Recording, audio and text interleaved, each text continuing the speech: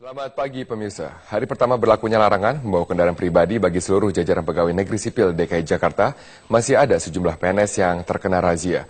Di kantor Wali Kota Jakarta Barat ada sekitar 9 orang PNS yang terkena razia karena masih membawa motor maupun juga mobil ke kantor. Sementara di Balai Kota, pada hari pertama pelaksanaan instruksi Gubernur, Wali Kota Jakarta Pusat mendatangi Balai Kota untuk agenda rapat tanpa menggunakan kendaraan operasional. Kami akan mengajak Anda untuk melihat situasi di kantor Wali Kota Jakarta Barat bersama Francisca Renata dan di Balai Kota bersama Dwininta Widyastuti.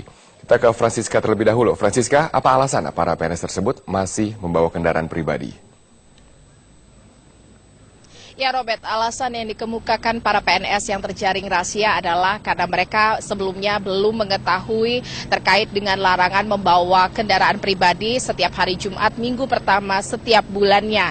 Namun meskipun begitu, pihak kantor Wali Kota Jakarta Barat mengaku sebelumnya sudah memberikan sosialisasi program ini dengan berbagai pengumuman dan juga selebaran serta pemberitahuan ke seluruh bagian yang ada di kantor Wali Kota Jakarta Barat.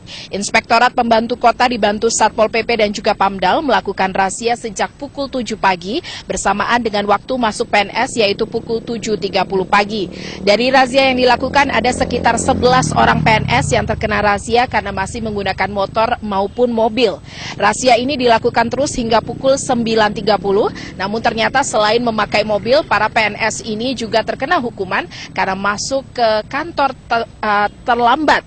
PNS yang terkena razia langsung dicatat namanya oleh bagian inspektorat, namun hanya diberikan peringatan dan belum ditentukan sanksi untuk mereka yang melanggar.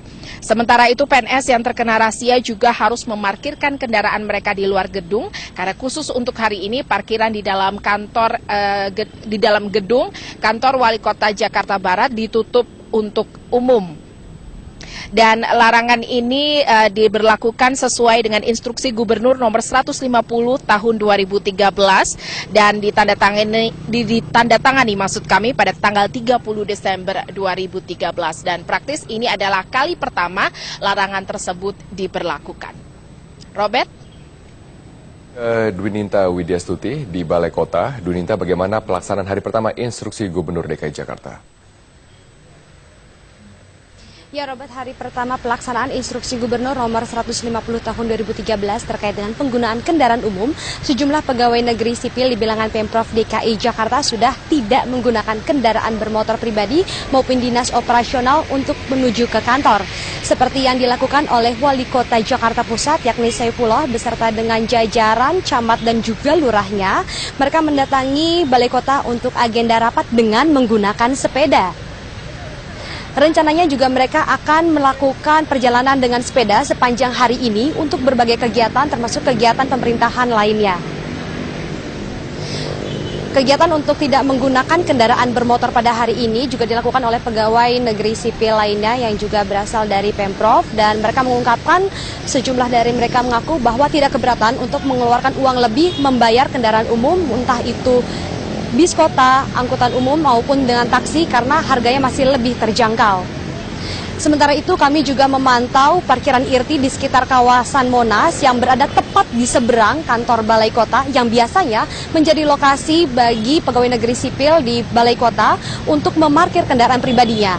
Di sini di parkiran IRTI terpantau bahwa kondisinya sudah cukup sepi. Juru parkir yang berada di lokasi ini mengaku bahwa lebih dari 90% dari kendaraan pribadi milik PNS Balai Kota sudah tidak lagi terparkir untuk hari ini. Hal ini disebabkan adanya instruksi Gubernur yang sudah disosialisasikan jauh-jauh hari sebelumnya. Jam terpadat adalah ketika pagi hari saat sebelum absensi dimulai, yakni sebelum jam 7. Namun dari pagi hingga siang ini masih terpantau bahwa kawasan parkir di IRTI ini sepi, hanya terdapat sejumlah kendaraan dari gedung-gedung pemerintahan lainnya di Jalan Medan Merdeka maupun Kedutaan Besar dan juga bis pariwisata. Sementara itu juga dari Wakil Gubernur DKI Jakarta, Basuki Cahayapurnama berencana untuk menemui Wakil Presiden Budiono untuk meminta keleluasaan bagi bis operasional antarjemput Pemprov DKI Jakarta agar boleh memasuki perumahan karyawan mereka dan juga melewati bahu jalan tol agar nantinya bisa mempermudah jalannya bis operasional ke kantor sehingga nantinya tidak lagi adanya keterlambatan jam kerja bagi para pegawai Pemprov. Ya demikian, Robert, kembali kepada Anda di studio. Baik, terima kasih Duninta Widastuti dan juga Francisca Renata atas informasi dari kalian.